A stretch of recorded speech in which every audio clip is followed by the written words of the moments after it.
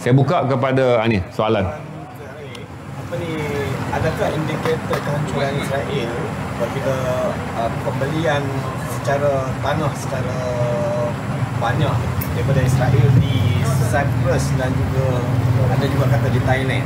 Okey.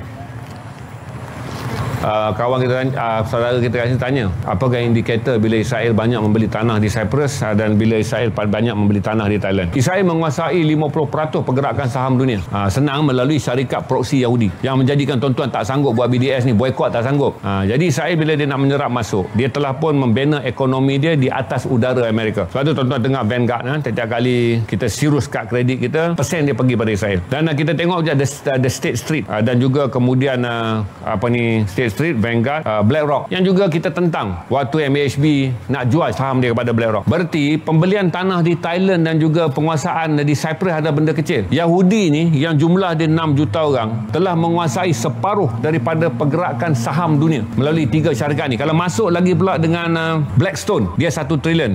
Yang paling besar adalah BlackRock, dia ada 10 trilion. Diikuti Vanguard, dia ada 6 trilion. Satu lagi company, The State Street, dia ada 4 trilion. 3 syarikat besar ni dulunya menyokong Kamala Harris sebagai calon presiden, sekarang beralih menyokong Trump, dan satu je syarikat waktu tu menyokong Trump, The Blackstone. 4 syarikat ni menguasai 21 trilion daripada 40 trilion US ni. Berarti Israel beli tanah ni apa semua adalah pecahan daripada kumpulan kecil yang lari sebab perang ni telah menyebabkan 90,000 orang peladang Israel kehilangan tanah dia. Kenapa?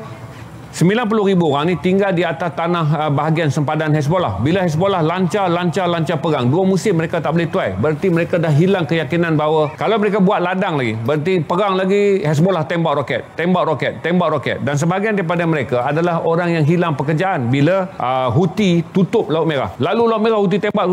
Jadi pelabuhan Eilat ni muflis. Tuan-tuan boleh tengok dekat situ lah, Eilat Port muflis, berita dia akan keluar. Itu adalah kesan daripada serangan yang datang daripada Jazirah Timur Tanah Arab oleh Houthi. Dia tutup pelabuhan Eilat. Kemudian serangan daripada Hezbollah, 90,000 orang petani yang duduk di bahagian sempadan dengan selatan Lubnan ni tak boleh tahan dengan senjata. Mereka tak boleh tuai 2 kali musim tuaian mereka kerana perang ni dah 2 tahun. Maka inilah orang-orang yang lari kecil je. Orang-orang ni dapat duit simpan duit, dia lari, dia kata tak mau duduk di Israel kerana keadaan Israel tak stable. Lepas tu Beersheba pula kena bom daripada Iran. Maka teknorat dan expatriate yang dulunya duduk di Beersheba ni, paling hampir dengan sempadan Gaza ni, mereka pun lari. Bila mereka lari bawa tunai, dan mereka ni balik ke Israel bukan kerana tanah yang dijanjikan. Puak-puak yang nak tanah dijanjikan ni semua puak-puak Yahudi Ortodok yang menyokong Parti SAS, ultra nasionalis yang menyokong Bezalel Smotrich, ultra nasionalis yang bersama dengan Otmar Ben Gvir, dan ultra nasionalis dalam Parti Liberman. Ini dia nak tanah Masjid Al-Aqsa. Yang lain ni datang ke Israel kerana kemakmuran ekonomi. Maka pembelian tanah apa semua ni adalah gambaran desperate-nya Israel.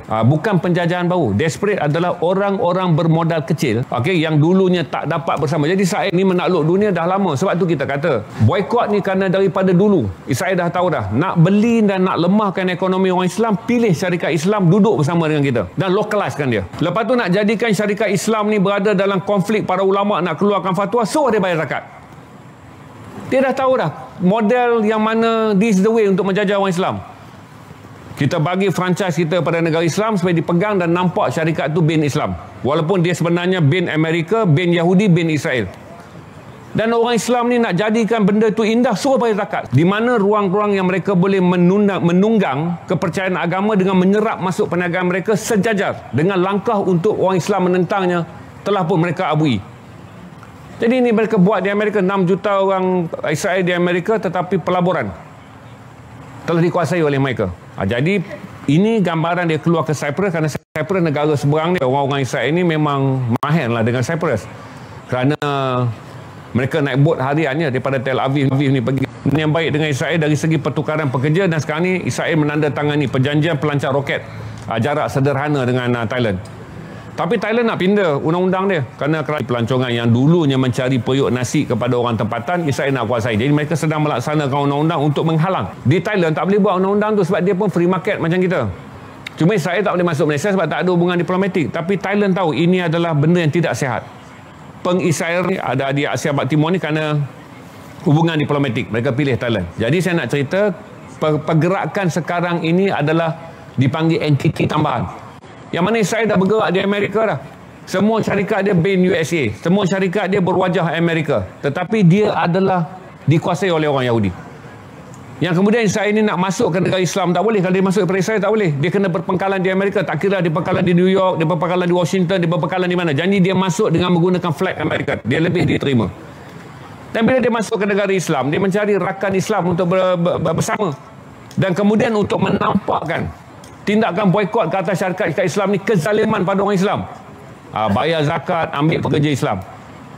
Dan selagi itu Israel dah tahu model orang Islam nanti, sentimen mereka untuk melemahkan ekonomi, mereka akan berdebat tentang pendapatan zakat. Mereka akan berdebat tentang peluang pekerjaan. Kerana hendaklah kamu tahu bahagian zakat ini boleh diduniakan. Sebab itu saya kata, baca Syekh Abu Hassan Nadwi dalam tafsir dia surah Al-Kahfi. Kenapa kita baca surah Al-Kahfi pada hari Jumaat? Kata Syekh Abu Hassan Nadwi, seorang anak daripada ulama yang besar, daripada An-Nadwi, pengajian sebuah pusat pengajian tinggi. Dia lahir 1913, wafat pada 1999. Kata Syekh Abu Hassan dalam kitab dia 1975, tidaklah Dajjal itu datang untuk mengelirukan orang-orang Islam yang dah keliru, melainkan untuk apa? Untuk menipu orang-orang yang telah beriman.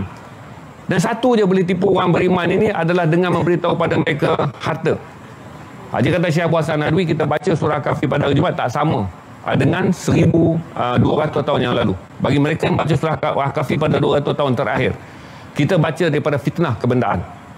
Fitnah dunia yang besar, kata Syekh Abu Hassan Nadwi, bagi kita 200 tahun terakhir dan kemudian ada tanda-tanda akhir zaman adalah fitnah kebendaan, di mana kamu akan diragukan keimanan kamu kerana cinta kamu kepada kebendaan. Jadi kebendaan pun dah masuk dalam zakat. Nasib baiklah dia tak masuk dalam bahagian yang lain, dalam rukun Islam ni. Zakat tu saja yang kemudiannya dia serap masuk, kerana ini adalah bahagian yang paling halus untuk jarum mereka masuk dan menghalalkan perniagaan mereka di negara-negara Islam. Kerana saya tahu, kata kalau dia tak pecah tembok ekonomi orang Islam, dia akan kehilangan 24% kuasa pasaran. Dia akan kehilangan 57 ataupun seperempat daripada zon ekonomi dunia. 57 negara, seperempat daripada zon ekonomi dunia. Macam mana nak masuk? Masuk dengan bergabung dengan mereka yang berwajah Islam, dan biarlah wajah-wajah ini melaksanakan dasar Islam. Inilah cara bagaimana mereka mengembangkan sistem ekonomi mereka dengan mengetahui bagaimana mereka boleh mencari titik lemah dalam zon pasaran yang menolak kehadiran mereka, iaitu zon daripada negara-negara Islam. Itu saya jawab. Jadi berarti ini adalah desperate daripada kesan perang, kerana salah satu daripada yang rumit bagi orang Israel adalah pelaburan dalam sektor pertanian. Kerana bila Hezbollah lancarkan serangan di utara, jadi orang-orang yang tinggal di utara tu 2 tahun memang ada demonstrasi, memang kerajaan bayar pampasan, tapi mereka tak bersetuju dengan jumlah pampasan 2 musim tuaian anggur, 2 musim tuaian zaitun, 2 musim tuaian tanaman mereka tak dapat dituai. Kerana tujuan Yahudi ini adalah Yahudi dipanggil Zionis sekular. Mereka membina ideologi Zionis adalah untuk membina negara ekonomi, kerana mereka berasal daripada orang-orang Yahudi kaya yang tinggal di barat tapi tidak bernegara. Jadi Theodor Herzl kata, jadi bangsa kita lah kuasai ekonomi di Itali dengan menguasai apa yang dipanggil pelabuhan Venice. Kita menguasai pinjaman wang bagi petani-petani di Jerman, petani-petani di Perancis selama 300 tahun. Sebab tu Nazi ni marah, bunuh orang Yahudi kerana ekonomi orang-orang Jerman berada di bawah kuasa kewangan orang Israel, orang Yahudi. Jadi benalah sebuah negara. Dan mereka ni bina sebuah negara daripada ideologi orang kaya. Tapi nak mendapatkan sokongan Yahudi haprak ni, dia terpaksa membina ideologi agama dengan mengatakan inilah tanah yang dijanjikan, inilah sumpah Nabi Daud, inilah ucapan Nabi Daud di atas bukit Zion. Maka diwujud Zionism. Zionism ni adalah ideologi para hartawan Yahudi yang tinggal di barat, yang merasakan alangkah pariahnya mereka. Mereka ada wang yang banyak, tak boleh beli tanah. Jerman menghalang pemilikan tanah oleh orang Yahudi. Jadi orang Yahudi melabur dalam sektor modal pertanian. Dia tak ada tanah, tapi petani-petani Jerman berhutang kepada wang orang Yahudi, menjadikan hasil tuaian mereka rendah, dikenakan bunga dan kadar hutang yang tinggi. Pelabuhan Venice, Yahudi tak boleh beli tanah di Itali, tapi kapal di laut dia punya. Maka kalau tuan-tuan baca Saudagar Besar dari Venice ataupun Merchant from Venice yang ditulis oleh Shakespeare, yang menghina orang, masa tu berlaku perpecahan di antara gereja Vatikan dan juga gereja Inggeris, kerana Raja Inggeris nak kahwin 2 kan. Kemudian orang-orang Vatikan ni marahlah kerana mereka tak bersetuju dengan poligami. Maka untuk menghina dengan mengatakan Kristian di Vatikan ni kau pun tak betul, negara engkau dikuasai oleh Yahudi, maka Shakespeare menulis sebuah karya mengatakan orang-orang Vatikan ni berasa diri dia paling alim, sedangkan negara dia dikuasai oleh orang-orang Yahudi. Dia tulis Saudagar Besar daripada Venice, kerana pelabuhan Venice tu Daratnya tu orang Israel tak boleh beli kereta, tapi kapal di pelabuhan milik Israel. Orang Itali, Rom ni terpaksa menjadi hamba kepada orang-orang Yahudi di atas kapitalis mereka menguasai aset di laut, walaupun mereka dilarang secara undang-undang memiliki tanah di darat. Itu saya jelaskan, kedatangan mereka ke mana-mana. Inilah bangsa yang daripada dulu survive. Mereka menjadi bangsa yang kaya. Waktu Theodore Herzl nak buka negara Israel, dia panggil resolusi dia panggil Basel. Dia panggil 1867, 200 orang. Sebahagian daripada mereka adalah orang-orang Yahudi yang kaya, yang paling banyak datang daripada Rusia. Yang kedua baru datang daripada tanah Eropah, dan Yahudi yang datang daripada tanah-tanah Afrika, dan sebagian Yahudi datang daripada tanah India.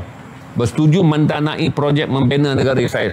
1917 mereka beli undi ini daripada ahli politik pengaruh di England, di United Kingdom waktu tu. Nama dia adalah Lord Balfour.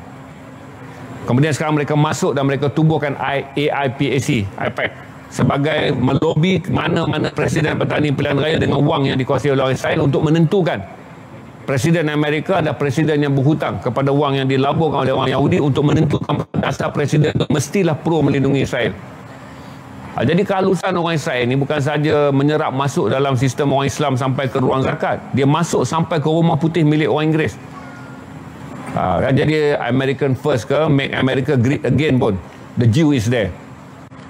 British first pun, the Jew is there. Sebab tu kalau tengok sekarang kan, oleh kerana United Kingdom dan juga Keir Starmer ni menjadi penyokong Palestin yang kuat, dia sekarang ni ada usul di mana saya percaya bahawa Yahudi melobi menteri dia untuk cabar kuasa dia. Sebab tu ada sedikit kegoyangan di Parlimen British, kerana oleh kerana Keir Starmer ni menunjukkan ciri-ciri dia tak akan lagi meneruskan kelangsungan pemimpin Perdana Menteri United Kingdom yang sentiasa pro-Israel. Sekarang sedang usaha dijatuhkan dengan parti dia sendiri. Berarti British tahu, Israel tahu, kalau mereka tak menghantar satu kuasa pelobi untuk menjatuhkan Keir Starmer, United Kingdom akan menjadi kubu kuat bagi Palestin masa depan. Kena jatuhkan Keir Starmer dan naik balik satu kerajaan yang kemudiannya kembali kepada pro-Israel. Keir Starmer sedang menghadapi masalah, tapi saya fikir tak besar. Kita tengok pada gerakan sekarang ni hanya ada 8 ahli parlimen daripada parti dia sendiri cuba jatuhkan dia. Okey, saya jelaskan bukan baru kehalusan ni. Kalau setakat kita berkelahi tentang zakat ni, kecil lah. White House tu bila mereka 1967 pilihan raya, mereka nak masukkan Harry Kissinger, mereka rasuah, bukan rasuah, mereka bantu tabur kewangan Presiden Nixon untuk menang pilihan raya. Nixon menang untuk pertama kali. Mereka kata pada Nixon, kami nak siusaha negara datang daripada tokoh kami. Itu naik Kissinger, Yahudi pertama menjadi siusaha negara Amerika. Lepas tu Nixon ni jatuh kerana menipu rakyat Amerika untuk menamatkan perang di Vietnam. Bertanding pula Al Johnson, Yahudi support lagi duit, naik Presiden Al Johnson, kena ambil juga Nixon, kena ambil juga Kissinger. Kissinger lah satu-satu siusaha negara dalam sejarah Amerika berkhidmat di bawah dua presiden. Kerana tahun 67 Rusia berlaku kebangkitan perang yang dipanggil sebagai Perang Arab Israel. Kissinger berada dan dia mempengaruhi Nixon untuk hantar 107 jet modern ke Israel untuk mengebom tentera-tentera Islam yang masuk daripada sempadan Mesir dan tentera Islam yang menyeberangi Bukit Golan daripada Syria. Tahun 1973 dia juga meminta Amerika menandatangani perjanjian kerjasama risikan ketenteraan dengan Israel. Jadi Amerika seret sekali Kanada masuk dalam perjanjian tu, United Kingdom masuk dalam perjanjian tu, Australia masuk perjanjian tu. Membolehkan Israel memiliki sumber maklumat daripada semua intelijen ketenteraan, dan dia memaksa sekali lagi Amerika membantu dengan menghantarkan juga jet pejuang ketika perang tahun 1973 yang mereka sebut Yom Kippur. Sebab tu mereka raikan perang tu besar. Kita menyebutnya dalam bahasa yang lebih hormat Perang Ramadan, kerana 900,000 orang tentera Islam yang datang daripada 10 negara yang hadir dalam perang tersebut adalah mereka yang datang kerana ingin menghidupkan kembali semangat perang Badar yang berlaku pada bulan Ramadan. Okey, itu yang saya jelaskan kepada tuan-tuan.